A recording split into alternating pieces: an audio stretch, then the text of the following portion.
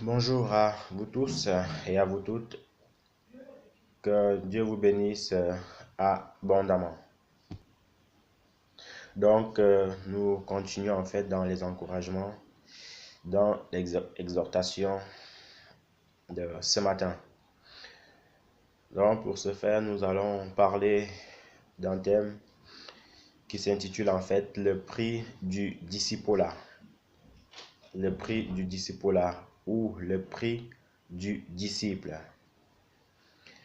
Mais avant d'avancer, nous allons d'abord voir en fait qu'est-ce que c'est qu'un disciple? C'est quoi un disciple? Et voyez-vous, le mot disciple, ça veut dire être discipliné. Le mot disciple, ça veut dire être obéissant à son maître. Il n'y a qu'à voir dans le corps de l'armée, peu importe l'armée, voyez-vous, il n'y a pas mieux discipliné que là-bas. Voilà. Et quand un supérieur vous donne un ordre, vous n'avez seulement qu'un seul choix que de l'obéir. Et si tu n'obéis pas, c'est dehors, c'est vec. Voilà. Donc le Seigneur nous appelle aussi en fait à être de bons disciples, des chrétiens disciplinés, des chrétiens en fait qui s'efforcent à marcher selon ses commandements, qui s'efforcent à l'obéir, qui s'efforcent à être soumis à lui. Sinon, nous ne serons jamais agréés par le Seigneur. Les disciples, donc les 12 disciples qui sont devenus apôtres par la suite, c'est des gens qui étaient sous la soumission du Seigneur. C'est des gens qui étaient obéissants au Seigneur. C'est des gens qui étaient là pour faire tout ce que le maître leur disait. Et ce n'étaient pas des gens plutôt en fait qui étaient là pour contredire Dieu, pour contredire le Seigneur sur tout ce qu'il disait en fait, voyez-vous. Non, c'était chacun en fait connaissait sa place et chacun en fait savait sa position devant Dieu. Et c'est ce que nous aussi nous devons faire. Obéir, obéir et ne pas discuter.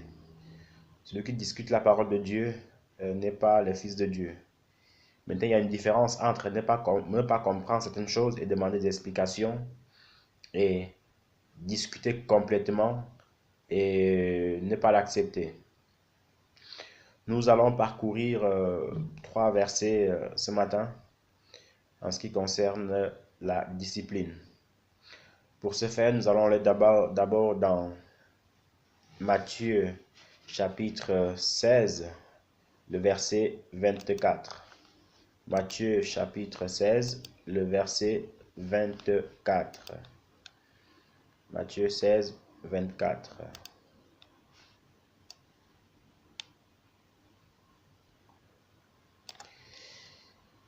Alors Jésus dit à ses disciples, si quelqu'un veut venir après moi, qu'il renonce à lui-même, qu'il se charge de sa croix et me suive, car quiconque voudra sauver sa vie la perdra, et quiconque perdra sa vie pour l'amour de moi la trouvera.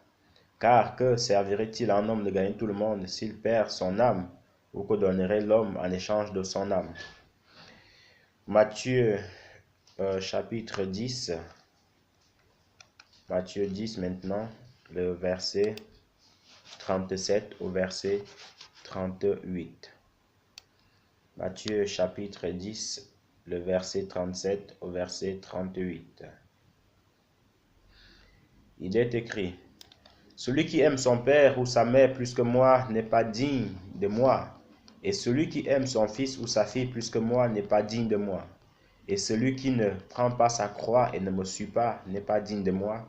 Celui qui aura conservé sa vie la perdra, mais celui qui aura perdu sa vie à cause de moi la retrouvera. » Amen. Donc, voyez-vous, au travers de ces 2 chapitres que nous venons de lire, le Seigneur nous dit pas mal de choses. Premièrement, c'est que celui qui veut aimer son père, sa mère, ses enfants plus que Dieu, n'est pas digne d'être son disciple. On ne dit pas maintenant en fait de haïr notre père, ni de haïr notre mère, non, c'est pas ce que le Seigneur veut dire ici. Ce que le Seigneur en fait veut dire ici, c'est que nous devons premièrement lui accorder de l'amour. Nous devons lui accorder du temps. Nous devons en fait le mettre à la première place dans notre vie. Sinon, ça sera un peu compliqué. Le Seigneur veut aussi nous faire comprendre ici que, en tant que disciples, nous devons tout abandonner pour lui. En tant que disciples, nous devons nous consacrer corps et âme pour ces choses. En tant que disciples, nous devons avoir un seul but, un seul objectif, que de le servir. En tant que disciples, voyez-vous, nous devons aussi nous efforcer à lui être agréable. Et il continue à dire en fait que, voyez-vous, frères et sœurs, celui qui voudra conserver sa vie sur cette terre la perdra, et celui qui voudra la perdre à cause de Jésus la retrouvera. Ça veut dire quoi? Ça veut dire que nous avons une vie sur terre. Nous avons une vie sur terre. Cette vie-là, en fait, devant le Seigneur, c'est comme une mission. C'est comme une mission que le Seigneur nous a donnée. Et cette mission-là, nous devons nous efforcer à la réussir. Cette mission-là, nous sommes appelés à arriver jusqu'au bout. Et ici, le Seigneur nous dit en fait que si on veut plutôt mettre les choses personnelles devant, on perdra le paradis. Mais en revanche, si on veut mettre le paradis devant, si on met les choses célestes devant, alors on retrouvera en fait les choses que nous avons laissées dans ce monde. Je m'explique. Voici le frère Jacques ou le frère Matthieu que le Seigneur envoie dans ce monde. Au lieu plutôt, en fait, le frère Matthieu, lui, étant frère, étant chrétien, il va plutôt s'occuper de ses études, il va plutôt s'occuper de son travail, de sa femme, tout en oubliant en fait les choses de Dieu, parce que lui, il va être un homme sur terre, il va être un homme pour marquer sa génération dans les choses du monde, il va être un grand PDG, il va être vraiment en fait, voilà, avec une grande renommée. Si il réussit à faire ces choses-là, à y arriver, c'est bien, c'est une bonne chose. Mais par contre, en oubliant les choses de Dieu, en oubliant la méditation biblique, la prière, le temps de jeûne, le frère Matthieu, en fait, perdra son salut. Le frère Matthieu perdra le royaume des cieux. Et puis, ce n'est pas pour son avantage. Voyez-vous, maintenant, faire de longues études, avoir un travail pour nous subvenir à ses besoins, aux besoins de sa famille, ce n'est pas une bonne chose. D'ailleurs, le Seigneur encourage cela. Mais il ne nous dit pas en fait de mettre l'accent dessus. Voici maintenant le frère Jacques. Le Seigneur envoie le frère Jacques pour aller faire sa parole, pour aller prêcher et tout ça et tout ça. Alors le frère Jacques étant engagé, il va plutôt s'occuper de l'œuvre de Dieu, des enseignements bibliques, du jeûne, de la prière, de l'évangélisation, tout en aussi en fait en faisant un petit job à côté pour subvenir en fait à ses besoins, tout aussi en fait en travaillant pour nourrir sa famille et pour acheter ces petites choses. Mais il met les choses de Dieu au devant. Donc, quand il fallait évangéliser, le frère Jacques est là. Quand il fallait prêcher, le frère Jacques est là. Quand il faut prier, le frère Jacques est là. Quand il faut faire preuve d'amour, le frère Jacques est là. Quand il faut se sanctifier, le frère Jacques est là. Et en agissant ainsi, le frère Jacques est en train de se préparer une place pour le paradis. Le frère Jacques est en train de faire selon ce que le Seigneur nous dit ici.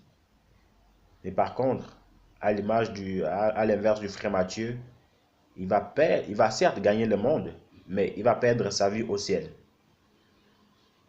Mais le frère Jacques, lui, il sera peut-être pas une grande personnalité dans ce monde, mais au moins, il va gagner le paradis. C'est ce que le Seigneur, en fait, veut nous faire comprendre ici.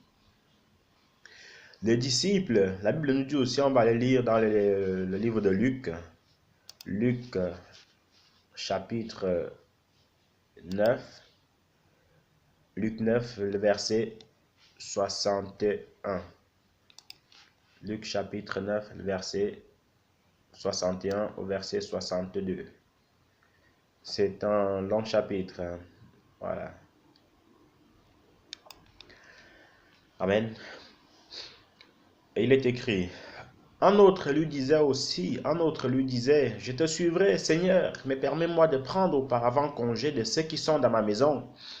Mais Jésus lui répondit, celui qui met la main à la charrue et regarde derrière n'est pas propre au royaume de Dieu. D'autres versions en fait disent que n'est pas digne du royaume de Dieu. Donc, frères et sœurs, voici quelqu'un qui veut suivre le Seigneur. Il a vu les miracles dans la Bible, il a vu les miracles que Dieu faisait, il a vu comment le Seigneur était puissant, il a vu comment le Seigneur marchait. Alors, il va être touché, ce qui est normal, il va être touché, ce qui est normal, c'est très très bien. Mais, quand le Seigneur, il dit au Seigneur, Seigneur, je vais te suivre partout où tu iras. Seigneur, je vais être avec toi. Très bonne chose. Et quand le Seigneur lui dit, viens alors, viens, on y va, on va commencer la mission. Le gars, il dit au Seigneur que, non, il faut d'abord que j'aille d'abord ensevelir mon père ou ma mère. Il faut d'abord en fait que j'aille dire au revoir à mon père, à ma mère.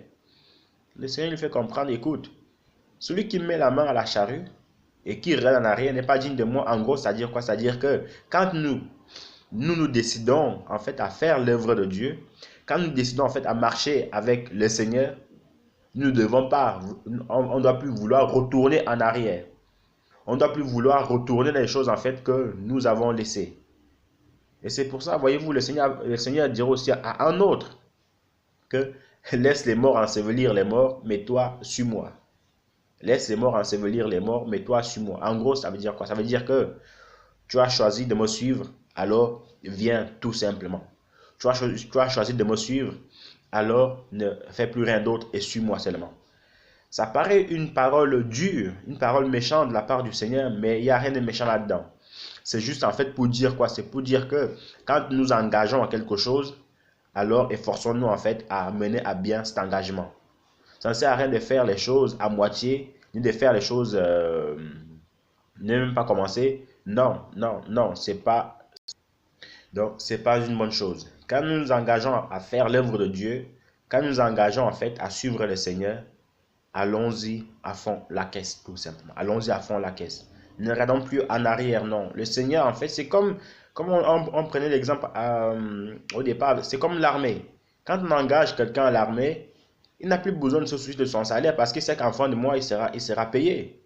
Donc, avec Dieu, c'est pareil. Quand nous engageons, en fait, dans les choses de Dieu, faisons-les et puis ne nous occupons pas de comment on va vivre, de qu'est-ce qu'on va manger. Non. Le Seigneur s'occupe de tout. Si déjà un homme sait prendre soin de ses enfants, un chef sait prendre soin de ses ouvriers, à combien plus forte raison le Seigneur lui-même. Mais nous, efforçons-nous vraiment à faire son œuvre, à mener à bien son travail. Le disciple aussi, c'est quelqu'un en fait qui doit se faire violence dans la prière. C'est quelqu'un en fait, quand Dieu lui dit va prier, il va prier. Quand Dieu lui dit va méditer, il va méditer. Quand Dieu lui dit lis la Bible, toute la Bible en 6 mois, il doit être capable, prêt à la lire en 6 mois, en 7 mois, capable de la lire en 7 mois, en un an. Il doit être capable de la lire en un an. Mais pas que le Seigneur lui dit de faire quelque chose. Ah, mais Seigneur, je suis fatigué. Ah, mais tu sais si. Non, non, non. Avec Dieu, si on veut vraiment être en fait un véritable homme de Dieu, un véritable enfant de Dieu, évitons de renvoyer les choses au lendemain et évitons aussi en fait de chercher des excuses devant le Seigneur. C'est aussi quelque chose en fait que nous verrons, c'est les gens qui sont qualifiés pour le Seigneur, être qualifiés pour le Seigneur. Parce que ce n'est pas tout le monde qui est qualifié pour le Seigneur. Il y a des gens qui ont bien commencé et qui sont fait disqualifier. Parce qu'ils ont baissé les bras, ils ont baissé la garde, parce qu'en fait le Seigneur les disait allez faire A, allez faire ceci, et ils ne voulaient pas. C'est sûr, c'est pas facile, hein? C'est pas du tout facile. De toute façon, qu'est-ce qui est facile dans ce monde? Quand il faut se lever à 6 heures pour aller au boulot, c'est facile pour vous? C'est facile pour nous? Non. Quand les chefs donnent des ordres qu'on ne veut pas entendre, c'est facile pour nous d'obéir? Non. Mais il faut quand même qu'on le fasse. Donc c'est pareil avec Dieu. Mais la seule différence qu'il y a là, c'est que Dieu, on ne le voit pas. Mais c'est encore plus grave parce qu'on ne le voit pas, parce qu'il peut agir à tout moment. Donc, c'est un peu ça. Soyons des disciples affermis, des disciples motivés, des disciples engagés pour les choses de Dieu, et puis ça va aller. Même moi qui vous parle, ce n'est pas évident parfois, mais le Seigneur fait grâce. le Seigneur nous aide. Et puis, si je peux juste dire quelque chose, c'est que, voyez-vous, depuis un mois, je demande au Seigneur en fait, de me faire la grâce de, au moins, durant toute cette année, de faire au moins en fait une vidéo par semaine. Une vidéo par semaine. Et une semaine, ça comporte 52 semaines. Mais avec la force que le Seigneur me donne, la moyenne des vidéos, c'est 2 vidéos par jour, 2 vidéos tous les 2 jours, ou 3 vidéos tous les 2 jours. Donc en gros, c'est pour dire qu'avec ce rythme-là, j'arriverai par la grâce de Dieu, peut-être même au-delà. Mais je sais qu'il y aura certainement des imprévus avec le travail, avec ci, avec ça. Au moins prendre l'avance et à la fin, avoir ce que le Seigneur m'a dit de faire. Sinon, sans ça, on ne peut pas. Il faut vraiment en fait faire il